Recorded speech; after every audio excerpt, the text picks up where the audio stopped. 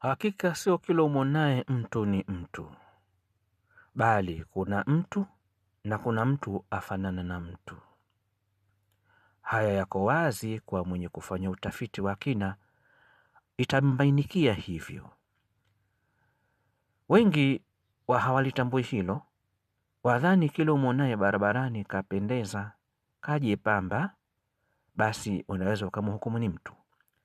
Lakini nini tofauti kati ya umwonaye mtu na aliye mfano wa mtu?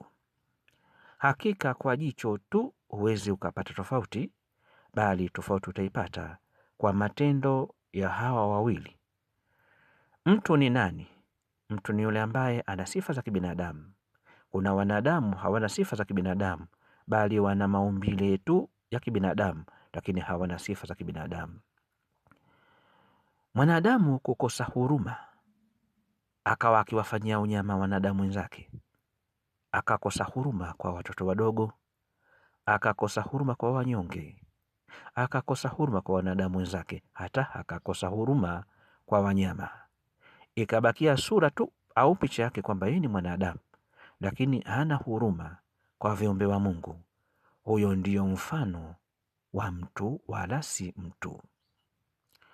Kwani ukamilifu wa mtu hata akaitwa mtu si ile sura ya umbile lake au mavazi aliyoyavaa, bali ili aitwe mtu na hata akaweza kuingia katika jamii akatambulikana kama ni mtu, bali ni kwa tabia njema za kibinadamu alizonazo, kama vile huruma kwa viumbe wa Mungu.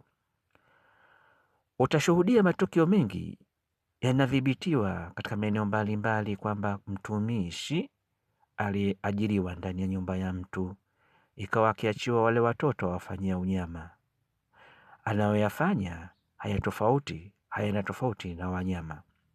Kitoto kichanga atakipiga kulikweli, kwa hasira atakinyima chakula kwa sababu ndogo ndogo tu. Hilo si kosa lake, bali katika moyo wake hakuna huruma, ana sifa ya unyama.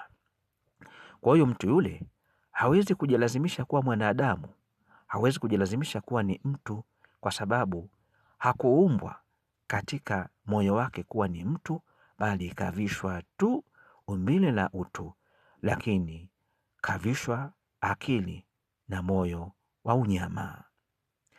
Matukio haya yanarekodiwa katika maeneo mbalimbali, hata mpaka kwa watu wanaoishi katika ndoa. Wanaoishi katika ndoa vilevile wanapambana na changamoto nyingi. Katika wapenzi wawili wanapotizamana kwa maumbile, wakapendana kwa maumbile, ikawa mtu mmoja kumbe si mtu kwa maana ya mtu, ikawa ni mtu tu kwa maana ya umbile, lakini moyo wake na akili yake si mtu, bali ni mnyama. Ndoa kama hiyo ikikumbana na mmoja katika mtu, manake wakawa wamekutana watu wawili kwa macho, lakini mmoja ni mtu, mwingine ni mfano wa mtu. Mmoja hasa yule ambaye atakayekuwa ni mtu atakuwa na maisha magumu sana ya ndoa pindi atakapokutana na mtu anafanana na mtu lakini si mtu. Ni bahati kubwa sana kukutana mtu aliye na maana ya utu na mtu aliye na maana na mtu.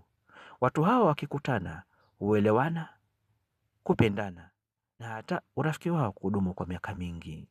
Ikiwa ni wanandoa, ndoa yao itadumu kwa muda mrefu, kwa sababu wamekutana mtu aliye na maana ya utu. Kila mmoja ni mtu ana maana ya utu.